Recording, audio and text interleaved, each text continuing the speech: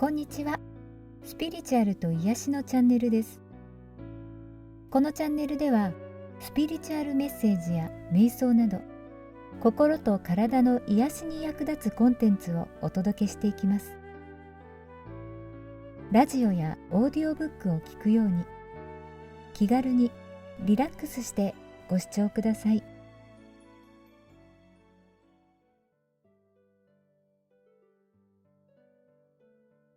今回も鶴光一さんの幸せテクニック講座第10回目をお送りいたします。この回では第1回目にお話しした意識の話からさらに深い部分まで、すなわち悟りという部分にも触れていきます。今回もぜひ最後までご視聴いただければと思います。幸せテクニック講座第10回、嫌な人を意識するほどその人を引き寄せる。今回は第1回にお話しした意識の向きについてさらに詳しくお話ししたいと思います。我々が現実と呼んでいる現象世界は、あなたの意識を向けるという行為によってあなたの目の前に立ち現れてきます。あなたの意識が向いている世界を押し広げます。意識を向けると、意識を向けた対象の空間が開いていくという感じです。あなたはある時、ある人から面と向かって悪口を言われ、傷つきました。その時の痛みがとてもひどかったので、悪口を言ったその人のことが気になります。また会ったらどうしよう、また何か言われるのではないか、とどこにいてもその人に意識が向いてしまいます。その人は今そこにはいないというのに。ですからあなたの現象世界の中では、その悪口を言った人の空間が広がっていきます。その広げられた空間にはその人しか入れません。ですからその悪口さんはまるで真空の空間が周りのものを引き寄せるように、その空間に引き寄せられてしまいます。そこでまた出会い、またまた心配した通りに言われてしまいます。そしてあなたの記憶の中はこう書き換えられます。なんて嫌な人なのだろうと。こうしてあなたの世界に嫌な人は実在を始めます。そんなあなたは嫌な人に出会わないための人生を歩み始めます。あの悪口さんはいつもここを通っているからそこには行かないようにしようと、その人の動向にまで注意を払うようになります。また言われないために。知識その4、この世界はパラドックスだからやろうしようとしない。人から悪口を言われないようにしようという思いは逆に作用して人から言われる結果を招いてしまいます。これが自我のやろうとすることはうまくいかないという理由です。やろうとすればするほど逆に作用するということです。この世界は自我から見ればパラドックスなのです。あなたはいつもいつも意識を向けたものを体験しています。しかも無意識的にやっています。自分が今この瞬間何に意識を合わせているかに気づいていません。これが自我さんが私はこんな現実を望んだ覚えはないと主張する理由です。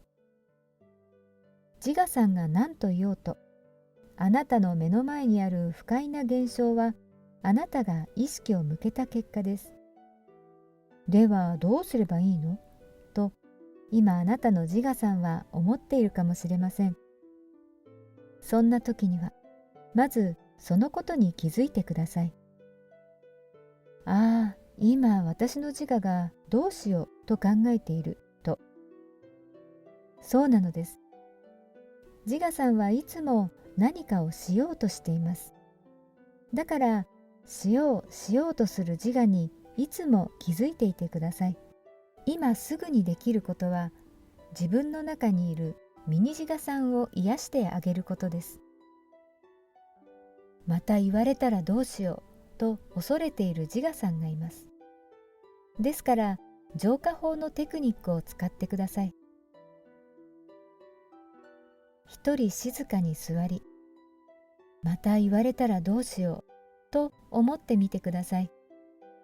すぐにミニ自我さんはあなたのハートにやってくるはずです。もうハートがキュッとなっているはずです。そこでこのミニ自我さんをただじっと見つめます。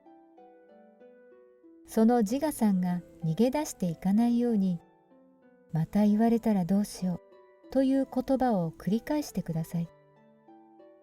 5分くらいはやってください。そしてまた言われたらどうしようと思っても、ハートのキュッとした感覚が感じられず、温かい感じがしたら、このミニ自我さんはもう成仏してしまったということです。もう人から何と言われようと平気ですから、人に意識が向かいません。こうして自分だけに意識が向く人へと変わっていきます。全く別人のように行動が変わってしまうことでしょう。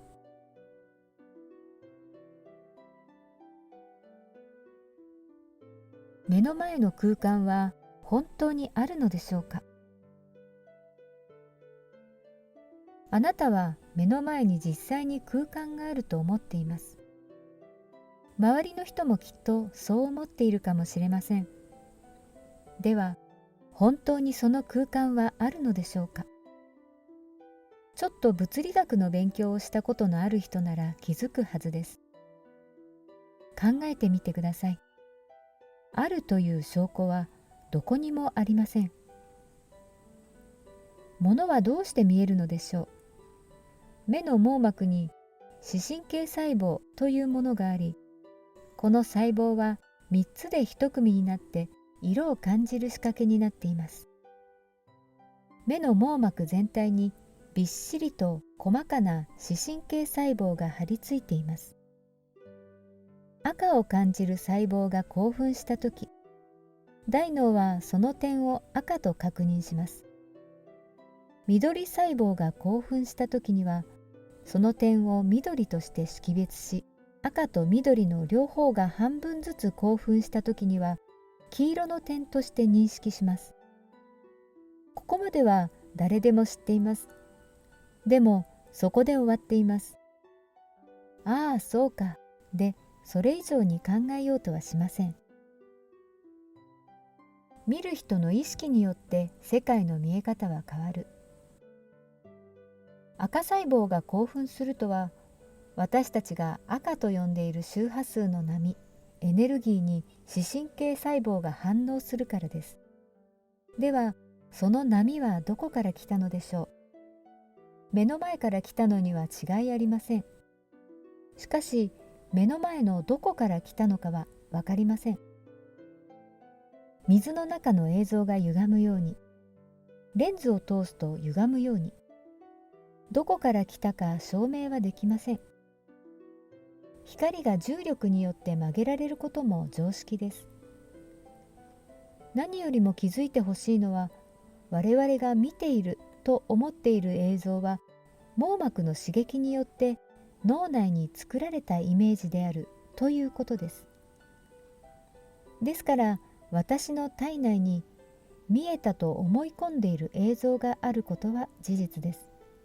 そして見えていると思う心が私という存在の中にある。これも事実です。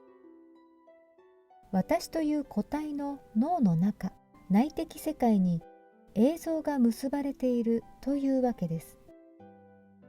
あなたが見ていると思っている映像は、あなたの大脳の中の心象イメージです。実際は空間があるという証拠はどこにもないわけです。科学的測量というものは、見えていると錯覚している世界の法則、脳内の内的空間を調べ、その法則に基づいて計算しているだけですから、計算値通りに証明できて当然です。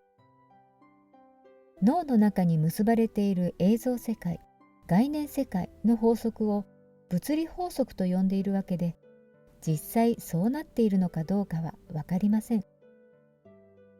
実際はその通りではないという数々の証拠はあります。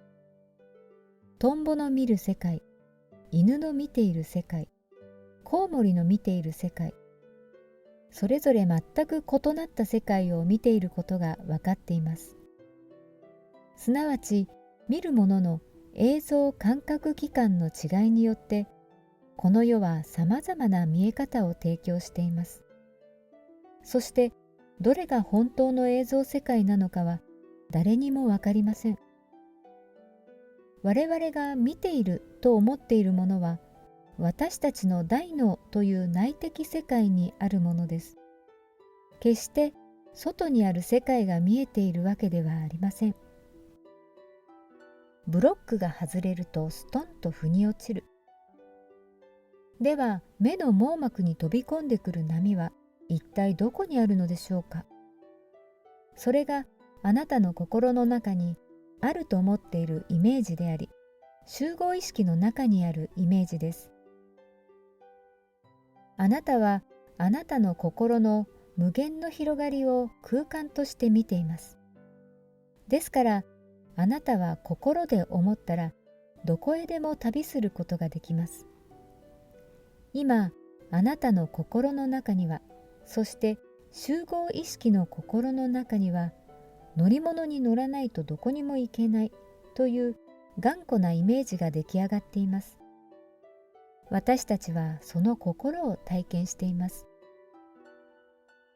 あなたの心は、実際はその物理的肉体の中にあるわけではなく、この宇宙全体に遍満しています。隣の人の心も、ある波長の波としてこの宇宙に満ちています。私たちは全地球人の心の波の中を漂っています。我々が外だと思っているこの宇宙には、すべての周波数の波が均一に偏在しています。その神の波、すべての周波数と我々の集合意識が発する波、部分としての波とが干渉を起こし、その干渉波動を人間の目が捉えています。空間などどこにもありません。あるように見えているだけです。私たち現代の地球にいる人間は、完全に内と外が点灯した世界観を持っています。この世界がパラドックスであるとはこのことです。すなわち、私たちの内部という狭いミクロ宇宙を宇宙と勘違いして生きています。あなたが考えているような空間はありません。そこにあるのは場です。意識を向けたとき、そこに空間が開くのです。パソコンを触ったことのある人は知っていますね。マイクロソフト社の Windows という OS のことを。カチッとクリックすると、窓がパッと開いて作業ができるようになり、不要になったらまたカチッとやれば窓は閉じてしまいます。まさにこんな感じです。集合意識の広げた空間に、あなたという個別意識が窓を開けます。これは今徐々に開いていきますから、自分の意識が働いて空間を広げたと認識できないだけなのです。でも、このスピードは着実に速くなっています。恐れに意識を向けると、すぐに恐れが減少化してはいませんか？そして、やがて意識を向けた途端に現象が現れるというエネルギー状態を迎えようとしています。ちょうど夢の世界にいるようなあの感覚。思った瞬間にそこにいるという感覚です。これが分かったら、テレポーテーションはできて当たり前だということですね。でもあなたはまだ頭で分かっただけです。このことを実感する必要があります。確かにこれは幻なのだということを。でも実感したら急に違って見えるようになるというわけではありません。見え方は前とは変わりません。我々全員が地球は太陽の周りを回っているということを知っていますが、依然として太陽が昇る様を見、やっぱり太陽の方が沈んでいきます。この世界が幻であることを真剣に感じてみてください。でもやろうとしないでください。実感しよう、実感しようという努力は報われません。あなたにできることはエネルギーブロックの大掃除です。毎日毎日自分を感じ、ストレスを感じてください。ストレスがやってきたら、ただそのままを感じ、じっと見つめてください。感じきってください。ストレスが抜けていくに従って、今までわからなかったことも実感するようになってきます。腑に落ちないのは納得がいかないからです。納得がいかないのはブロックがあるからです。ブロックをなくせばストンと腑に落ちてきます。妨げるものがなくなれば当然実感します。この見えている世界が現実ではないという確かな実感を持つようになってきます。この世の空が言葉遊びではなくて、腑に落ちた状態の人生が誕生してきます。一人、また一人と。自分のペースで浄化の道を進みましょう。ここで書かれた浄化法は、幸せになるためのテクニックというだけではありません。これは現代版悟りのテクニックです。座禅の普及した時代には、一人が悟れば十分でした。でも今は違います。今回は全員で悟ります。ですから禅道場という特別な環境なしで悟れる術が与えられています。この浄化テクニックを使ってください。あなたはもうストレス、ブロックは何も残っていないと思っているかもしれませんが、まだまだ固定観念の塊です。あなたとは集合人であることを忘れないでください。テレビニュースでまだ聞きたくない報道があるとしたら、それは自分の内面にそれがあるという証です。聞こえてくる世界はあなた自身なのですから。でも浄化の道だけはどんどん楽な道に変わっていきます。先に進む人だけが険しい道を歩きます。大変だと思うなら少し後からついてきてください。一人が通り過ぎた後はとても楽な道ができます。あなたがその後をついてくれば、その後の人はもっと楽な道を進むことができます。あなたのペースで進んでください。気づいてください。この瞬間に、今ここにある無限に。